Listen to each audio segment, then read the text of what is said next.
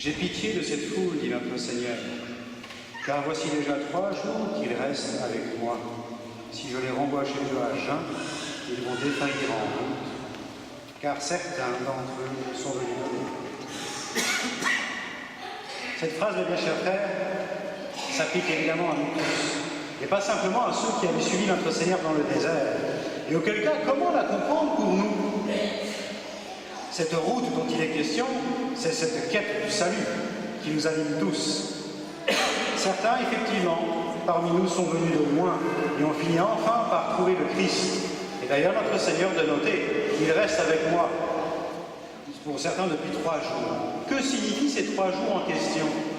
Nous serions en droit de nous interroger, car jamais rien n'est donné au hasard dans l'Évangile. L'Épître nous en donne la clé.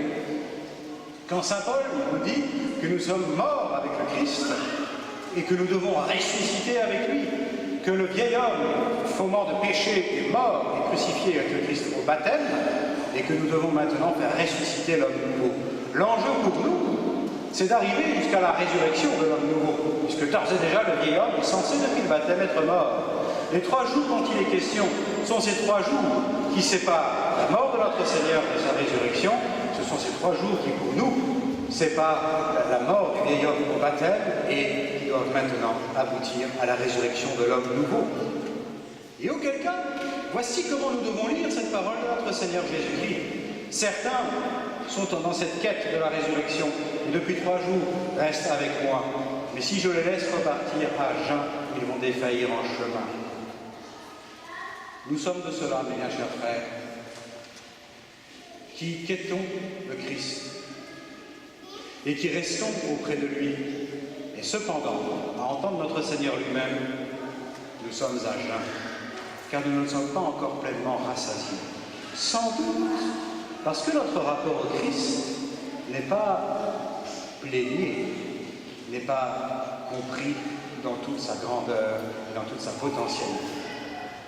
Ainsi, mes bien chers frères,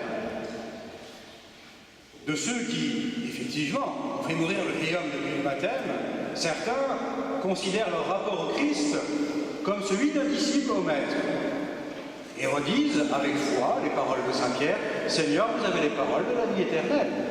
Et auquel cas, pour eux, le Christ est vraiment le docteur parfait qui vient nous enseigner le chemin pour aller au ciel.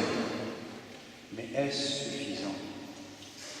C'est déjà beau de considérer notre Seigneur comme un modèle de vie, de ne pas prendre le Dalai Lama ou quelque autre personnage en vogue pour y caler son existence et son quotidien.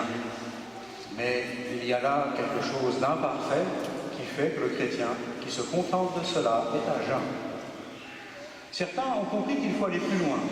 Et non seulement considèrent notre Seigneur comme docteur de vérité, mais de surcroît le considèrent comme modèle. Mettant ainsi en œuvre les paroles de l'Évangile, je vous ai donné l'exemple afin que vous fassiez de même. Et non seulement ils lisent et reçoivent la parole de vie qui se trouve dans l'Écriture, mais désirent même explicitement prendre Jésus comme modèle de leur agir. Cela est plus parfait, vous le saisissez bien, mais même pour cela, il reste à jeun.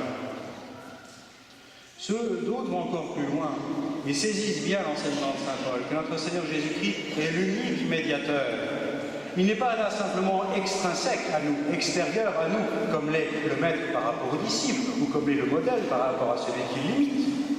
Notre Seigneur Jésus-Christ devient ce médiateur, ce moyen terme, ce pontife, car ce pont sacré entre la divinité et l'humanité. Dieu est tellement inaccessible à chacun d'entre nous. Heureusement que Jésus est là. Dieu s'est fait chair, a vécu parmi nous et désire maintenant assumer et rassembler dans sa personne toute l'humanité. Ceux-là comprennent alors qu'il y a un lien organique, vital avec notre Seigneur Jésus-Christ. Ceux-là vont plus loin. Mais, même ceux-là sont à jeun. Et s'ils venaient à prendre la route, ils défailleraient en chemin, même s'ils sont venus de loin, que leur conversion a été sincère. Car le formel de notre union au Christ n'est pas simplement de le considérer comme un docteur de sagesse, n'est pas simplement de le prendre comme un modèle, n'est pas simplement de le voir comme un médiateur, mais de considérer Jésus comme le principe vital. Auquel cas, notre relation au Christ est fondée sur un lien d'intimité et d'amitié subtil, délicat, profond, qui consiste en l'état de grâce. Cela, vous le savez évidemment, mes bien chers frères, mais tout notre quotidien milite pour nous faire perdre de vue cette belle réalité. Faites vôtre, dans ces cas-là, toutes ces exhortations de saint Paul qui vont dans la suite de ce passage tiré de l'Épître aux Romains, où saint Paul explique longuement le lien intime qu'entretient chaque fidèle avec le Christ. Ce n'est pas simplement un lien de globalité, comme je l'évoquais à l'instant dans la médiation du Christ, comme si nous étions tous unis au Christ et que je le suis parce que je fais partie du groupe et de l'ensemble. Nous sommes sauvés en groupe. Non, la relation est personnelle, la relation est intime. Il faut aller encore plus loin. Et il est vrai que nous sommes tous ensemble unis au Christ. C'est la réalité de l'Église catholique. Mais ne pas perdre de vue que, comme le dit saint Paul, ce n'est plus moi qui vis, c'est Jésus-Christ qui vit en moi. Ailleurs, saint Paul dit, pour moi, vivre, c'est le Christ. Si vous prenez le temps de relire saint Paul, vous vous rendrez compte à quel point saint Paul est positivement obsédé par notre Seigneur Jésus-Christ. Il pense à lui en toutes circonstances, en toutes choses, et tout est fait pour Jésus, par Jésus, en Jésus. Ce que saint Paul ne cesse de répéter dans de nombreuses épîtres, quoi que vous fassiez, faites-le au nom du Seigneur Jésus. Ainsi, mes bien chers frères, il faut saisir et goûter pleinement que notre rapport avec notre Seigneur Jésus-Christ doit être un rapport plus intime que ne peut l'être le rapport d'un enfant à son père, d'un époux à son épouse. Car notre Seigneur est en nous. Il faut savourer et goûter cette présence réelle, quoique spirituelle, du Christ. Et c'est bel et bien là l'enseignement de l'évangile de ce jour. Car que veut nous faire comprendre Jésus? Cette foule qui le suit depuis 3 jours, ces personnes qui sont mortes avec lui ou qui sont en quête de cette résurrection avec lui, seront à jeun s'ils ne sont pas rassasiés du Christ lui-même, préfiguré par l'Eucharistie, préfiguré par cette multiplication des pains. Car tel est bel et bien l'enjeu de l'Eucharistie. Nous communions parfois par routine, en perdant de vue que notre Seigneur veut alors entretenir avec chacun d'entre nous ce lien intime, le réactualiser, le vivifier. Car c'est de cela que nous devons vivre pleinement. Telle est la vocation du chrétien. Pour moi, vivre, c'est le Christ. Eh bien, chers frères, profitons des textes de la liturgie de ce jour qui nous exhortent grandement à avoir les yeux rivés sur notre Seigneur Jésus-Christ en toutes circonstances, quoi que nous fassions.